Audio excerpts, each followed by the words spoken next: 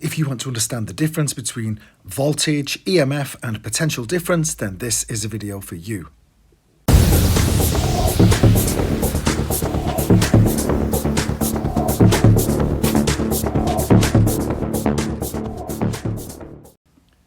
In the last video, we looked at what we mean by electric current.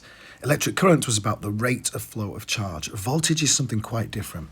Anything that's measured in volts is always concerned with how much energy the charge is carrying.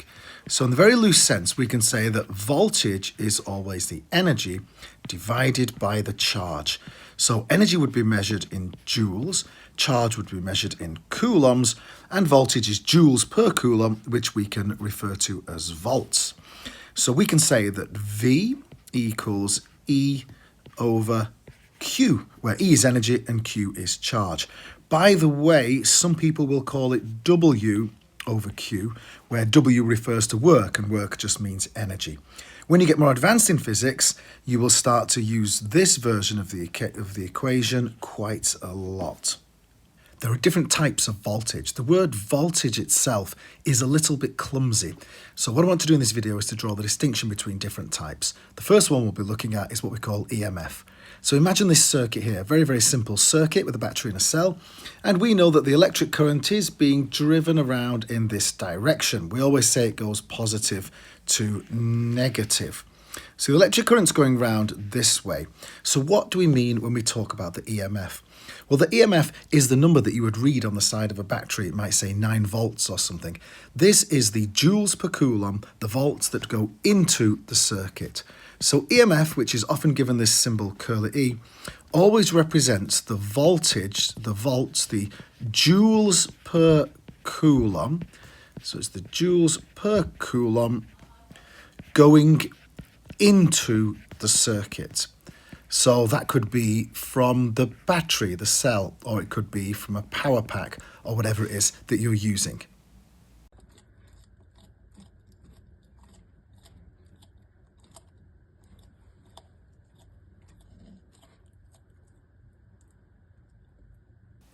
The next thing I want to introduce is what I always call the Mr. Coulomb rule. That's not its technical name, obviously. So what happens is we know that the electric current leaves here. So the coulombs of charge leave here and they work their way around the circuit, just like the red arrows that I've drawn. So we can see that it's going around in that direction.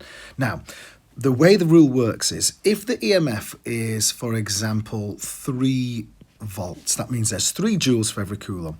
So Mr. Coulomb, while he's here, still has 3 joules for every coulomb. Mr. Coulomb here still has 3 joules for every coulomb. Mr. Coulomb still has 3 joules for every coulomb. But the key to understanding this is when Mr. Coulomb gets to the negative part of the cell, by definition, he has to have no joules per coulomb. So there are no joules per coulomb at all on this side of the circuit. On his way to the light bulb, he's carrying energy. After he's left the light bulb, he's not carrying energy, and it always returns to 0. That's a very, very important rule. This leads us to the important concept of potential difference. So potential difference, also measured in volts, so it's a kind of voltage. It's very simple, actually. All it is quite literally the difference in potential between any 2 points that you choose on the circuit.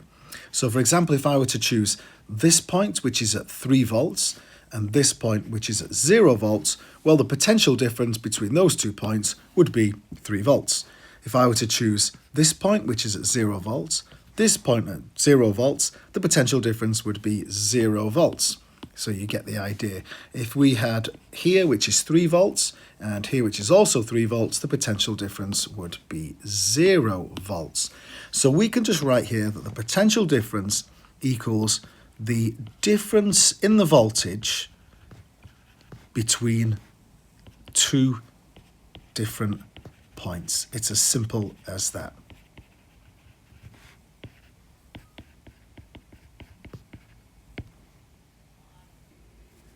Now you can see there's a voltmeter in the circuit. A lot of teachers talk about voltmeters. A lot of textbooks talk about it and they say the voltmeter has to go in parallel to the component and so on. It's absolutely correct. But actually, if you understand what a voltmeter is doing, you don't really need to think like that. So what is a voltmeter doing? Well, a voltmeter can only measure potential difference. So a voltmeter doesn't just measure any old voltage. You couldn't measure EMF with a voltmeter, for example. A voltmeter measures potential difference. And what you do is you just connect the voltmeter to the two parts of the circuit that you want to know the difference in volts between. So for example, the voltmeter I've drawn here is connected to here and here.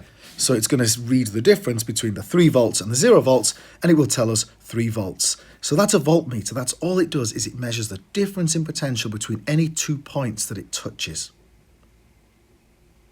To summarise then, what we've said is that anything that's measured in volts, it's all about how much energy is being carried by each coulomb of charge. So it's energy per charge, it's joules per coulomb. What we've also said is that there are different types of voltage. The first one is EMF, and EMF represents the joules per coulomb that are going into the circuit. The other type of voltage is potential difference. Potential difference really simply refers to the difference in the voltage between any 2 points that you choose. And this is the one that you measure when you're connecting a voltmeter. If that video was helpful or useful in any way, then please do consider subscribing to the channel.